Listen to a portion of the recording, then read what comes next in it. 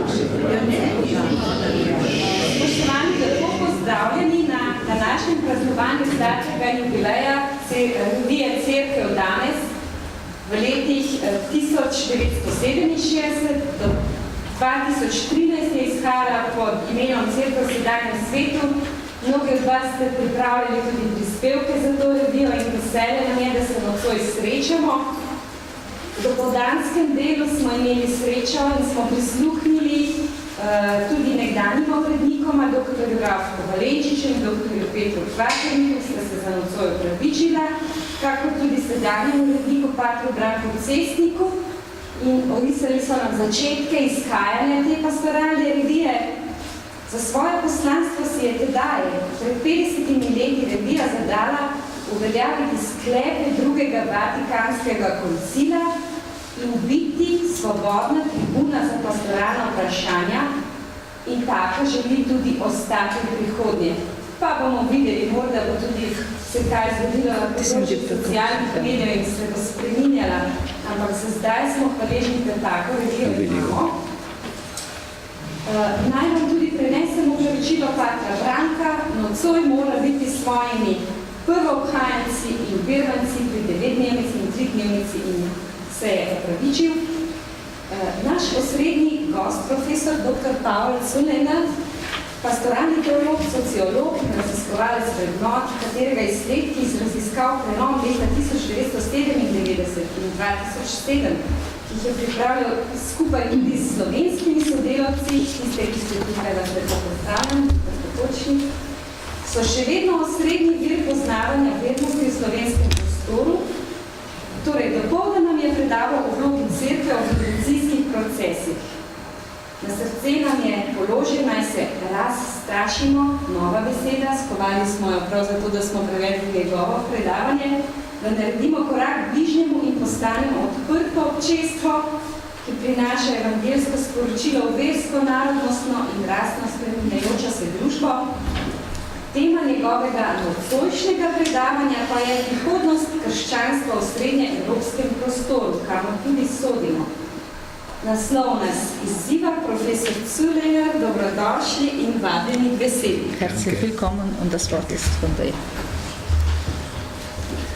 Meine sehr verehrten Damen, meine sehr geschätzten Herren, unter Ihnen auch Spectabilis, sehr geehrter Herr Dekan. Wir haben ein Thema gewählt, das zunächst lautet die Zukunft des Christentums in Ostmitteleuropa. Spoštovane gospe in gospodje, spoštovani gospod dekan Teološke fakultete, prisrčno pozdravljeni. Za nocojšnje predavanje imamo naslov Prihodnost krščanstva v srednji oziroma vzhodni Evropi. Ich schlage Ihnen aber vor, für den heutigen Abend das Ostmittel wegzulassen und Europa zu denken. Vendar za nocojšnji večer vam predlagam, da vzhod in zahod izpustimo iz besede in govorimo samo o Evropi. Natürlich hat die Zeit des Kommunismus eine Rolle gespielt. Gotovo je čas komunizma igral svojo vlogo. Aber ich glaube, dass weder die Herkunft noch die Zukunft von diesem politischen Intermezzo bestimmt sein wird. In mislim, da tako izvor kot prihodnost bosta zaznamovana s tem intermedzom. Und das sind meine zwei Teile, die ich für Sie vorbereitet habe. In to sta moja dva dela, ki sem jih pripravil za vas. In einem ersten Teil will ich mit Ihnen in die Vergangenheit gehen.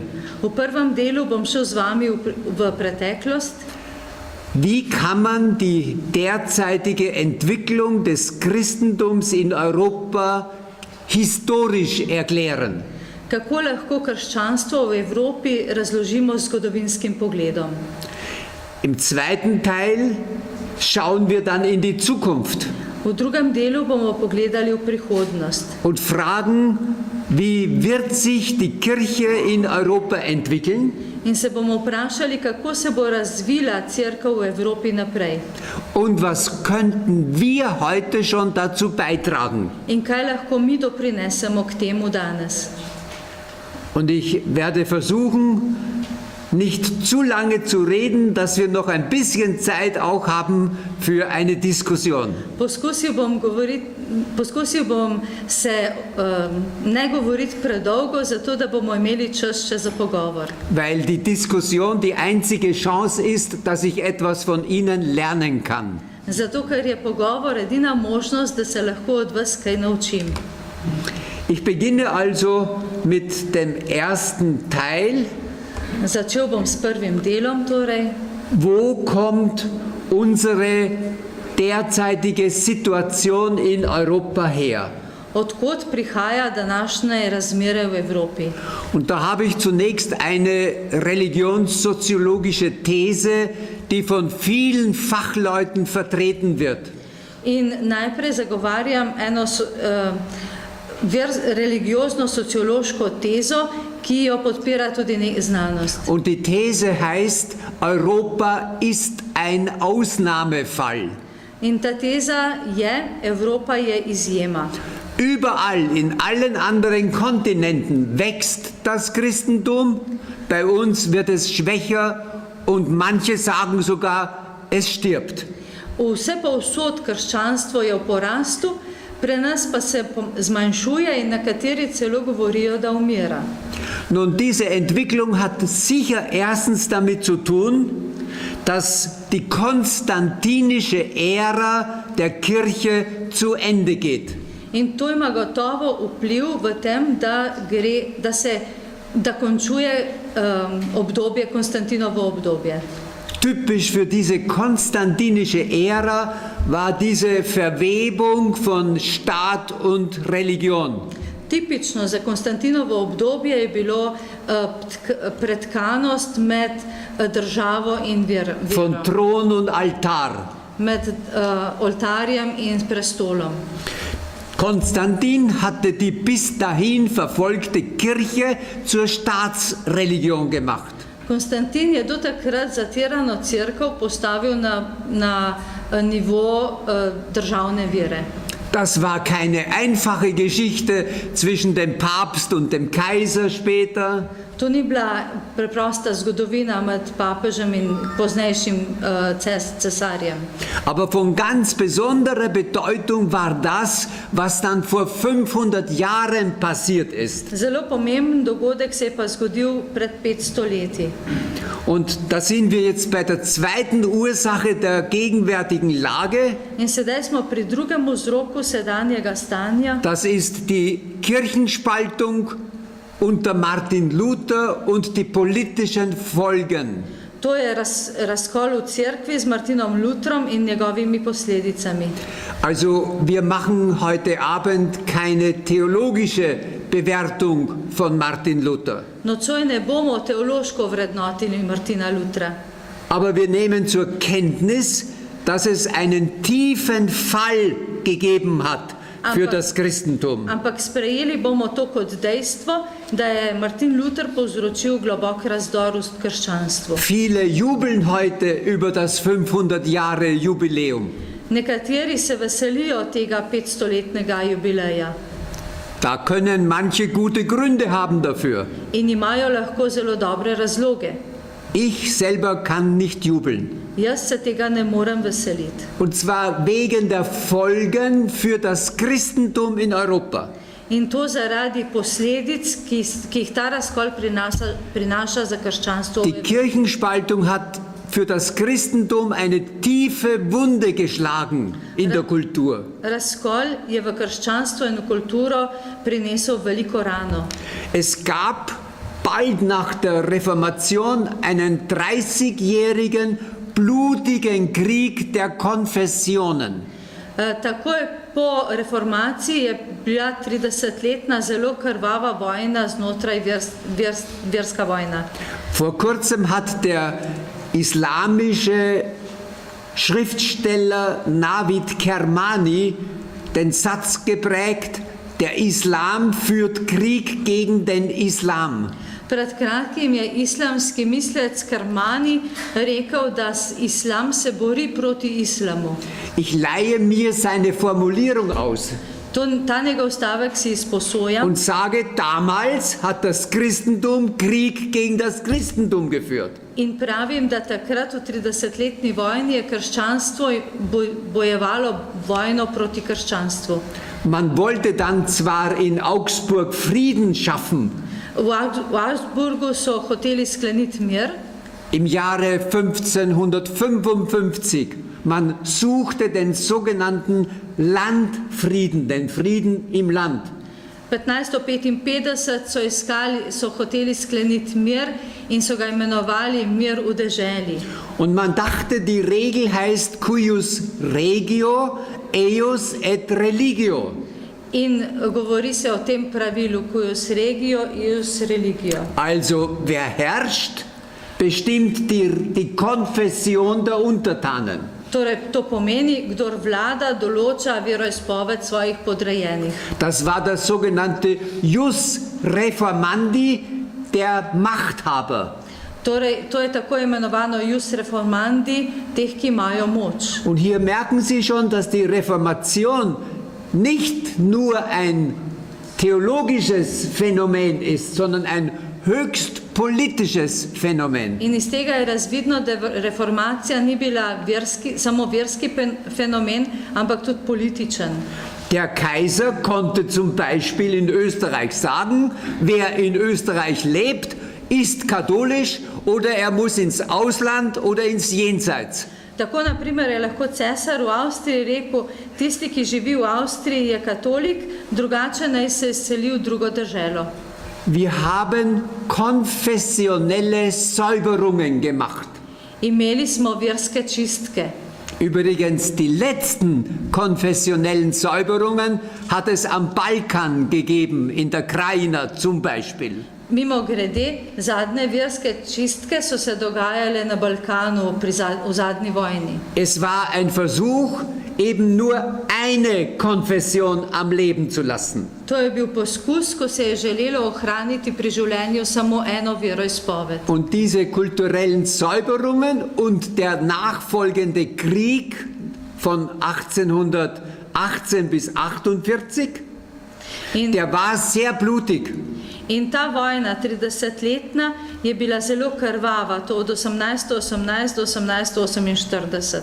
Und die Historiker sagen uns, bis zu 70% der anderen Konfessionen sind umgebracht worden im Krieg. Zgodovinari pravijo, da je v tej vojni izgubilo življenje do 70% pripadnikov drugih verstev.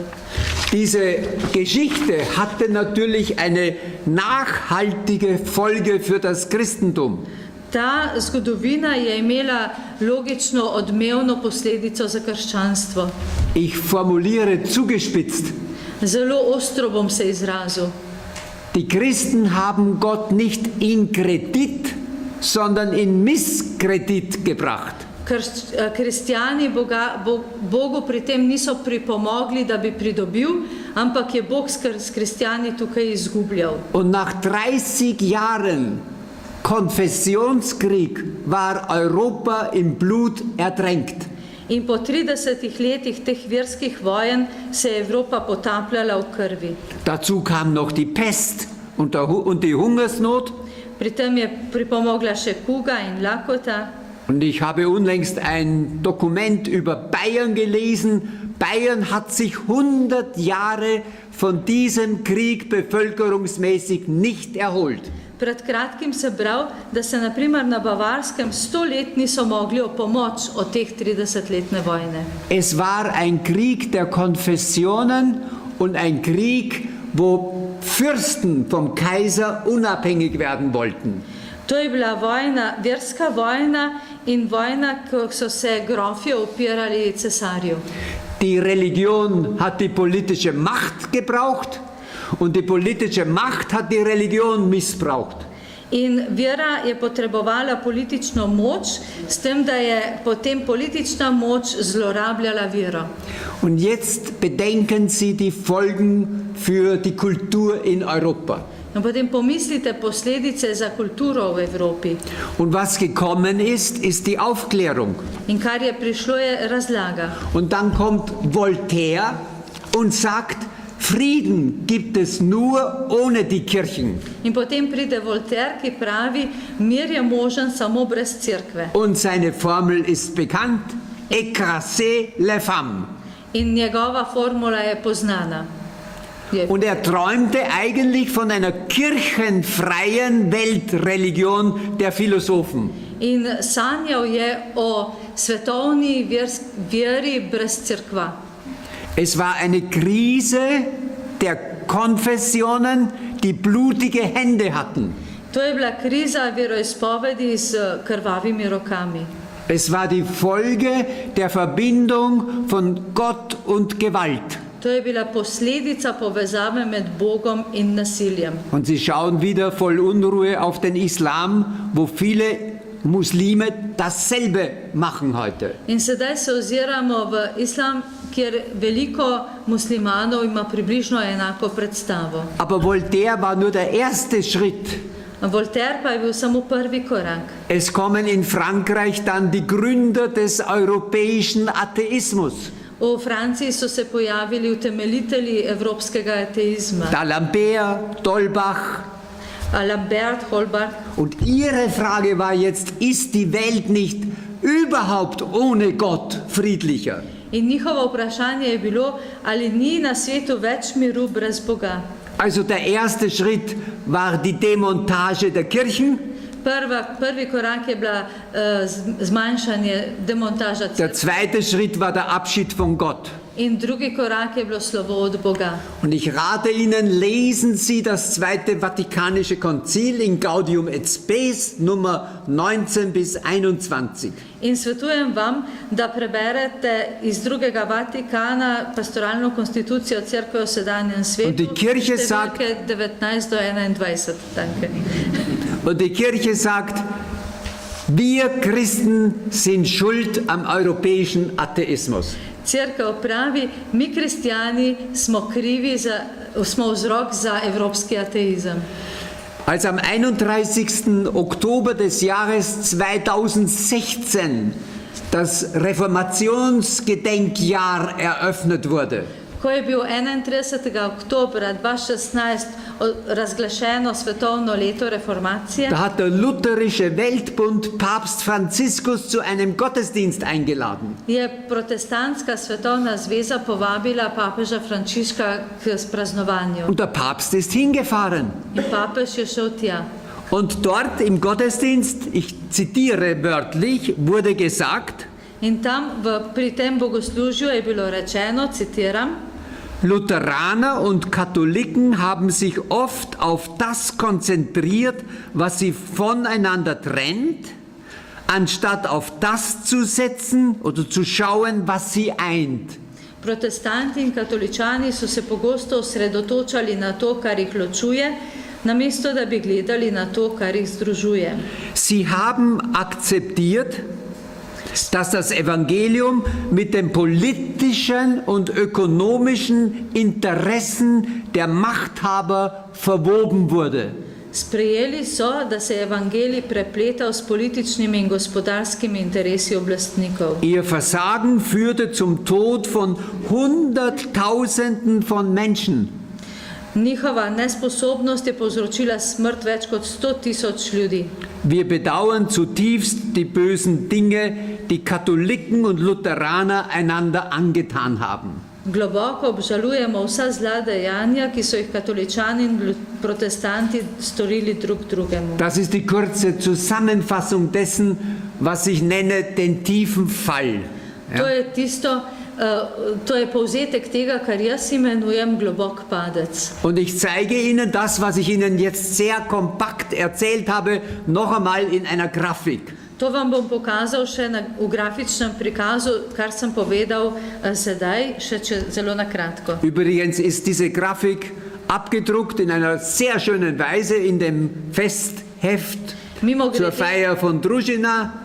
Ta ista grafiko imate tudi natisnjeno v vašem zveščiču. Aber Sie schauen vielleicht jetzt besser hier, weil ich entwickle Ihnen das vom Ablauf her. Ampak mogoče pa gledate na slajd, ker vam bom še razložil, kaj hočem povedati. Also hier sehen Sie Europa um 1400.